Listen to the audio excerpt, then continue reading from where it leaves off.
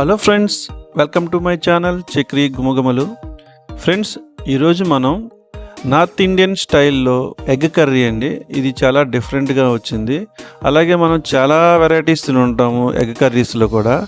అయితే ఈ type first time చేస్తున్నాను నేను కూడా. చాలా బాగా వచ్చింది కర్రీ, చాలా టేస్టీగా వచ్చింది. అందుకే అది మీకు కూడా పరిచయం చేద్దామని వీడియో అప్లోడ్ చేస్తున్నాను.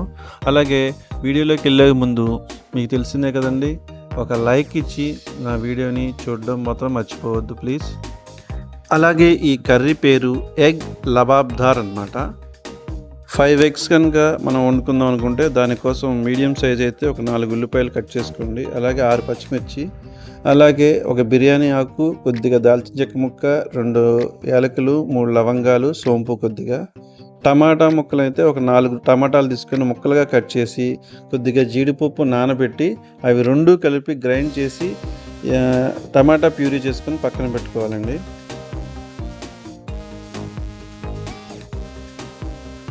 ఇప్పుడు ముందుగా స్టవ్ మీద ఒక నాన్ స్టిక్ పాన్ పెట్టుకొని అందులో 4 టేబుల్ స్పూన్ ఆయిల్ వేసి మనం ముందుగా చూపించుకున్నాం కదండి, బిర్యానీ ఆకు, దాల్చిన చెక్క, సోంపు, లవంగం, యాలకులు కూడా వేసేసి ఒక స్పూన్, 1/2 టేబుల్ స్పూన్ జీలకర్ర కూడా వేయండి.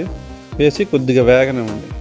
వేసిన తర్వాత అందులో మనం ఈ 4 ఉల్లిపాయ పచ్చి ముక్కలన్నీ కూడా ఇందులో వేసేసుకొని మగ్గనివ్వాలన్నమాట. ఇప్పుడు ఇందులో మనం 1 టేబుల్ స్పూన్ అల్లం వెల్లుల్లి పేస్ట్ కూడా యాడ్ చేసుకుందామండి. అల్లం వెల్లుల్లి పేస్ట్ కూడా యాడ్ చేసి ఆ ఉల్లిపాయ ముక్కలు ఇంకా మగ్గే వరకు కూడా ఆయిల్ కొద్దిగా మీకు గోల్డెన్ కలర్ వచ్చే వరకు కూడా బాగా వేపుకోవాలి.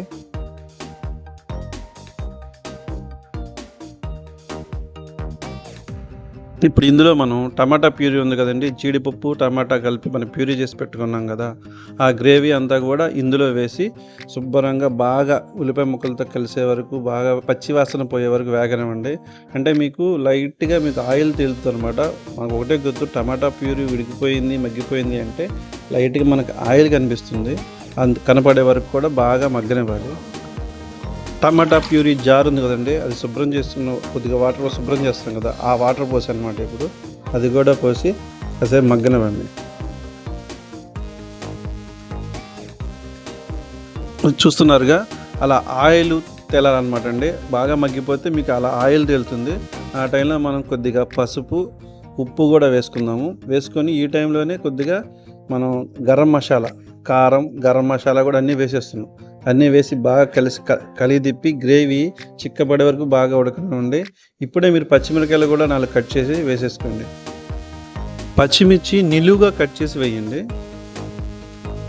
1 స్పూను పంచదార కూడా వేయండి. ఇదేంటంటే మనం వేసిన మసాలా లెవెల్ చేస్తుంది.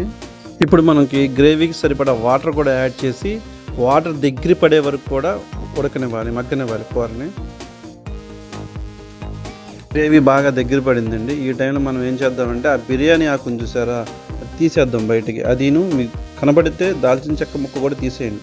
ఇదేం చేస్తుందంటే ఎగ్ని మనం వేసేటప్పుడు ఎగ్గుని చీల్చేస్తుంది అనమాట. అందుకని అయిపోయింది చక్కగా, దాని ఫ్లేవర్ అంతా మన గ్రేవీలోకి వచ్చేసింది కాబట్టి ఆ బిర్యానీ ఆకులు తీసేసేయండి. కరివేపాకు అనేది ఆప్షన్ అండి, మీరు వేసుకుంటే వేసుకోవచ్చు, లేదంటే లేదు. ఈ కరివేపాకు నేను కొద్దిగా యాడ్ చేశాను. యాడ్ చేసి గ్రేవీ అంతా దగ్గర పడిన తర్వాత మాత్రమే మీరు ఇందులో ఎగ్ని వేయాలి. అది చూసారు కదా, ఎగ్ పగలగొట్టి చిన్న బౌల్లో తీసుకొని అందులో డైరెక్ట్గా మనం వేసేస్తున్నాం. ఒక గుర్తుపెట్టుకోండి, నాకు కూడా కొద్దిగా గ్రేవీ ఎక్కువగా ఉంది, ఇంకా దగ్గర పడాలి. దగ్గర పడిన తర్వాత వేస్తే ఏమవుద్దంటే వేసినట్టే అక్కడ ఉంటుంది, చెదురు అవ్వదు అనమాట, ఎక్స్పాండ్ అవ్వదు. సో మీరు ఇంకొంచెం దగ్గర పడిన తర్వాత మీరు ఎగ్ని దాంట్లో వేయండి. అది వేసిన చోట చక్కగా మనకి ఉడికిపోతుంది అనమాట. లేదంటే అది ఎక్స్పాండ్ అయ్యి మొత్తం కూర అంతా కూడా దాకంతా అవుతుంది, కోడిగుడ్డు తెల్ల సొనంతా ఎక్స్పాండ్ అయిపోతుంది అనమాట.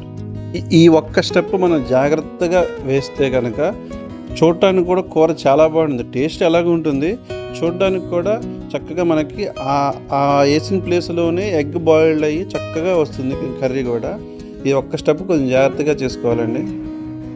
ఇప్పుడు స్టవ్ సిమ్లో పెట్టేసి మూత పెట్టేసి బాగా ఒక 5 to 6 minutes ఉడకనివ్వండి.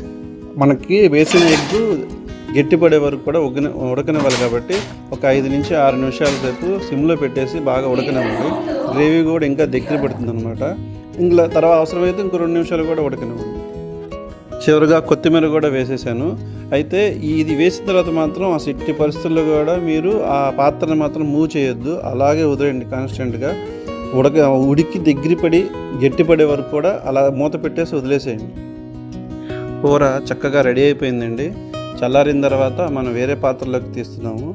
చక్కగా రెడీ అయింది. ఎగ్గుగా అంటే మీరు అనుకోవచ్చు ఏముంది ఇందులో, ఉడకబెట్టి గుడ్లు చేసినా సేమ్ బాగుంటుంది అంటే ఎప్పుడు ఒకేలా తినలేం కదండి. కాస్త డిఫరెంట్గా ట్రై చేస్తే డిఫరెంట్ టేస్ట్గా ఉంది. గ్రేవీ అంతా ఓకే మీరు అనుకోవచ్చు, గ్రేవీగా చేసి బాయిల్డ్ ఎగ్ చేసి ఉడకబెట్టేయచ్చు కానీ ఈ టేస్ట్ అయితే రాదండి నిజంగా బాయిల్డ్ ఎగ్కి. ఇది చాలా బాగుంది. ఖచ్చితంగా ఒక్కసారి అంటే నా సబ్స్క్రైబర్స్ కాబట్టి మీకు చెప్తున్నాను, ఒక్కసారి ట్రై చేయండి. చాలా టేస్టీగా మా పిల్లలు అయితే తినరేం అనుకున్నాను కానీ అడిగి మరీ ఎక్కువ వేసుకుని తిన్నారు. ఈ కర్రీ మీకు రైస్లోకైనా సరే, లేదంటే రోటీసు, పుల్కా, చపాతీ, పూరి ఏదైనా సరే దేంట్లోకైనా సరే చాలా చాలా బాగుంటుంది. చాలా టేస్టీగా ఉంటుంది, అలాగే డిఫరెంట్గా ఉంటుంది. మీకు కనుక కుదిరితే ఖచ్చితంగా ఒకసారి ట్రై చేసి టేస్ట్ చేయండి. అలాగే కొత్తగా చూస్తున్న వాళ్ళు ఎవరైనా ఉంటే మా ఛానల్ని సబ్స్క్రైబ్ చేయండి. అలాగే లైక్ చేసి కామెంట్ చేసి షేర్ చేయండి. Thank you friends.